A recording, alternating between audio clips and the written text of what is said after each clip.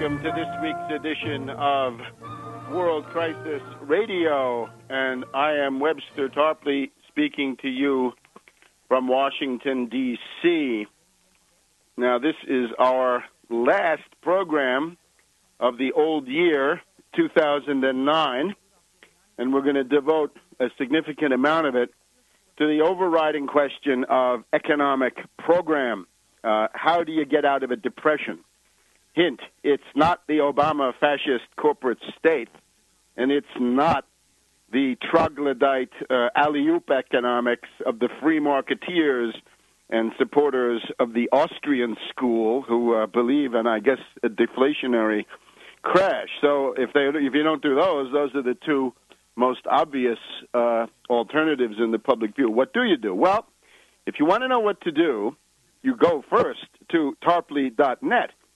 And that is the new, improved, upgraded, all new, radically revamped Tarpley.net. I'm very proud to announce that as of last Thursday, the 17th of December, a week ago tomorrow, because we're taping this program now on Wednesday, December 23rd. It's Christmas Eve here in Washington, D.C., so we're taping early.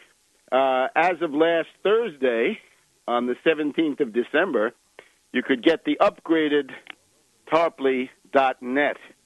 This is the oldest continuous anti-Bush dynasty, anti-oligarchical, anti-financier, anti-finance capital, anti-Wall Street, anti-City of London website in the world. It was originally put up there in October of 1996 in the midst of the Clinton-Dole election campaign, and it has been offering ever since the free book, the unauthorized biography of George Bush the Elder, George H.W. Bush, Bush Père, is up there. And it's always been free, and you can download it anytime you want. It has been free. It remains free.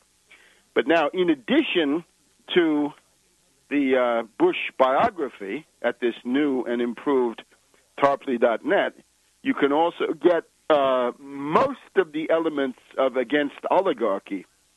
And where this website, needless to say, remains a work in progress. There's a lot of stuff that will be done with it over the coming weeks and months. But already now, today, immediately, you can go there and get most of the main components, at least many of the main components of Against Oligarchy, which is my collection of essays and speeches stretching from about 1970 through 1996, and that will be joined probably in the course of 2010 by Against Oligarchy 2, which will probably go from 1996 up until 2009, 2010. So all of that is coming. But the main thing you can get at Tarpley.net is up-to-date analysis and, above all, ideas on what to do, program, what to do in terms of your own political activity, your agitation, your propaganda,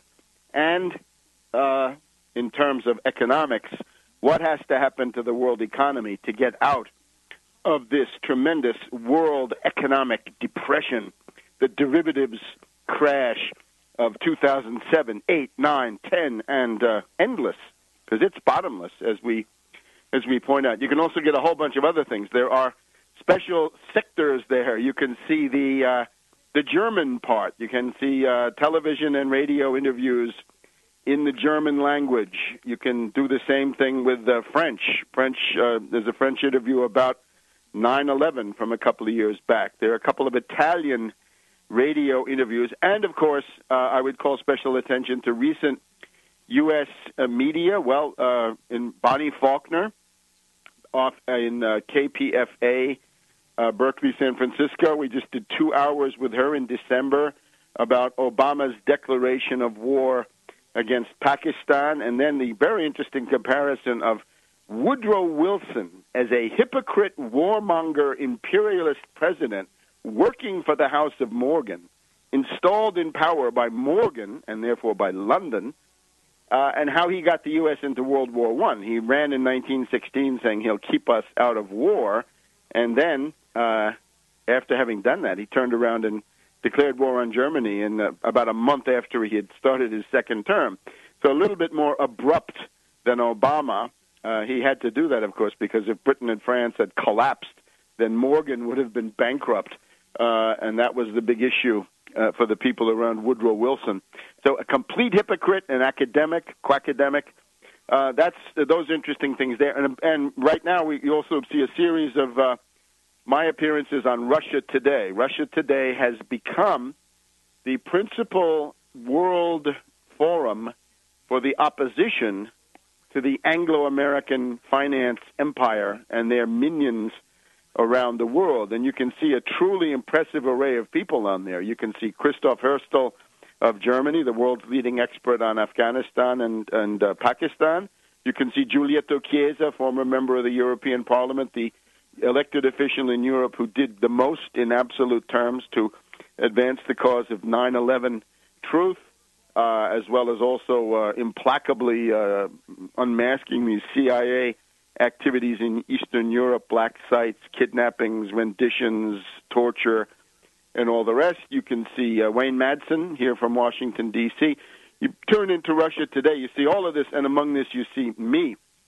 So I urge you to take a look at the various clips from Russia Today. There's already one from this week right before Christmas, and I think there'll probably be another one up in a day or two. So keep up with that. I would also add that as the site evolves, you'll also be able to get up-to-date commentary in written form, including longer items.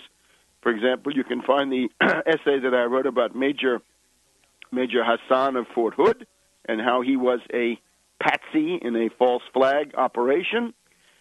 You can also, therefore, see the most recent and perhaps most relevant essay right now, which is Obama declares war on Pakistan, and we can talk about that a little bit later in the program, depending on the time. So, Tarpley.net, and what the other thing you see there, of course, is the various books. You can see Surviving the Cataclysm. You can see Obama, the Postmodern Coup. You can also get that in German and Japanese. You see the unauthorized biography of Barack H. Obama. You see 9/11 Synthetic Terror Made in USA, available in French, Italian, and Spanish. You can also buy a print copy of the 1992 unauthorized biography of George Bush the Elder, always very relevant because of the exposure in it of Prescott Bush, the Nazi supporter who made it possible for Hitler to seize power, along, of course, with others, but in terms of the money and weapons needed for the Nazi Party to take power, Prescott Bush working with Thyssen and the Union Banking Corporation in Manhattan, and how the family holdings were seized by the Alien Property Office under the Trading with the Enemy Act. Oh, gosh.